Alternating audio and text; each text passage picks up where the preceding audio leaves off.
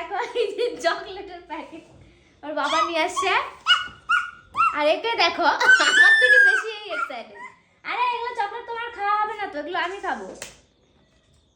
দেখো এত বড় চকলেটের কৌটাটা আনার কি দরকার ছিল বলো তো? আমি খাবো তো। কি মজা, ইয়ে আমি খাই।